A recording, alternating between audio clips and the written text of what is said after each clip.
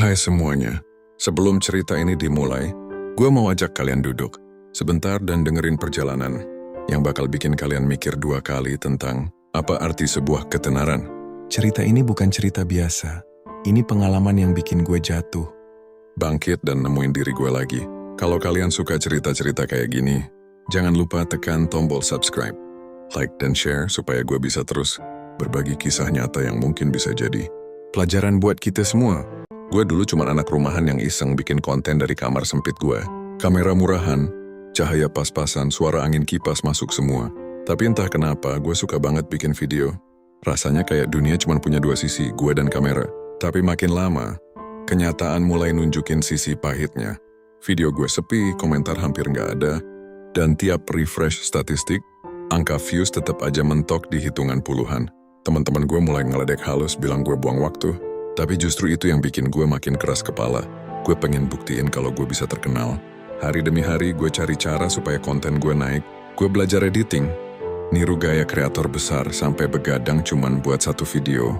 Tapi tetap aja hasilnya nihil.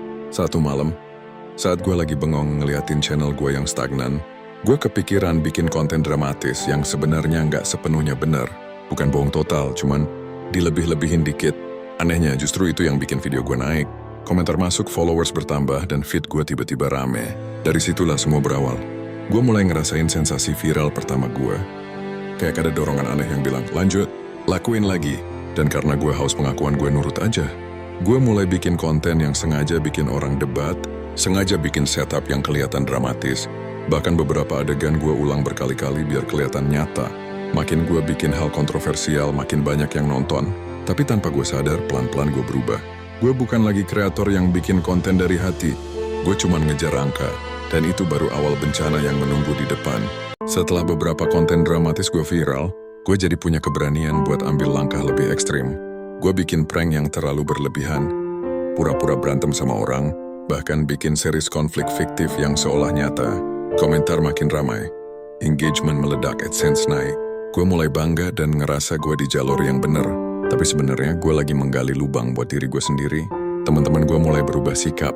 Ada yang mundur karena ngerasa gue udah nggak sama lagi. Ada yang terang-terangan bilang gue terlalu lebay demi terkenal. Tapi gue cuek. Gue ngerasa semua orang cuma iri. Gue terus bikin konten kontroversial, bahkan mulai ngajak beberapa teman buat acting supaya kelihatan dramatis. Tapi lama-lama mereka juga capek. Karena tiap hari gue minta mereka pura-pura. Dan saat mereka nolak, gue marah dan nyalahin mereka. Padahal mereka cuma mau gue balik kayak dulu. Tapi gue udah buta. Setiap angka naik bikin gue makin rakus. Gue mulai menganggap semua orang cuma alat buat bikin channel gue makin besar. Sampai akhirnya, sebuah prank yang gue rencanakan berubah jadi kacau. Seorang teman yang gue jadikan target beneran terluka dan jatuh pingsan. Gue panik. Kamera masih nyala, sementara gue cuma berdiri kaget. Itulah pertama kalinya gue sadar kalau ambisi gue udah melewati batas. Tapi anehnya, sisi gelap dalam diri gue masih sempat bilang, ini bisa viral. Dan saat pikiran itu muncul, gue langsung ngerasa jijik sama diri gue sendiri. Gue baru sadar gue udah kehilangan kendali. Setelah kejadian itu, hidup gue berubah drastis. Teman gue yang terluka akhirnya sadar dan baik-baik aja, tapi hubungan kami rusak total. Dia bilang gue bukan lagi orang yang dia kenal. Kata-katanya nusuk banget, tapi itu kenyataan. Bukan cuma dia, keluarga gue juga mulai khawatir. Mereka bilang gue terlihat makin tertekan, makin panas, makin aneh setiap kali ngomongin konten. Tapi gue selalu jawab, ini demi masa depan. Padahal, gue sendiri nggak yakin masa depan yang mana yang gue maksud. Komentar negatif mulai berdatangan. Beberapa orang nyadar kalau konten gue banyak settingan. Ada yang bilang gue manipulatif. Ada yang bilang gue tega eksploitasi orang. Dan untuk pertama kalinya, gue ngerasa takut dengan apa yang udah gue bangun. Channel gue naik karena kebohongan. Dan kebohongan itu perlahan mulai ngancurin gue balik. Gue mulai insomnia.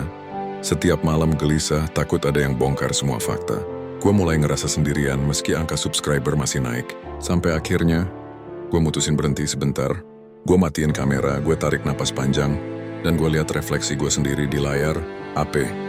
Gue nggak suka sama orang yang gue lihat. Dia egois, haus pujian, dan rela ngerusak hidup orang cuma buat terkenal. Itu bukan gue yang dulu. Gue akhirnya paham.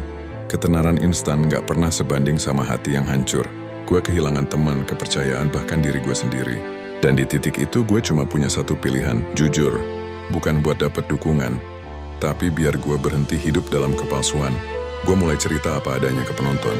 Tentang tekanan, kesalahan, drama settingan, dan semua kebodohan yang gue lakuin.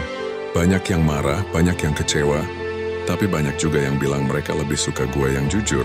Dan dari situ gue pelan-pelan bangun ulang semuanya. Bukan buat terkenal lagi, tapi buat jadi manusia yang lebih baik. Terima kasih banget buat kalian yang masih bertahan sampai akhir cerita. Perjalanan ini nggak mudah, tapi kalau ada satu hal yang gue pelajari, itu adalah pentingnya tetap jadi diri sendiri. Meskipun dunia kadang maksa kita buat jadi orang lain.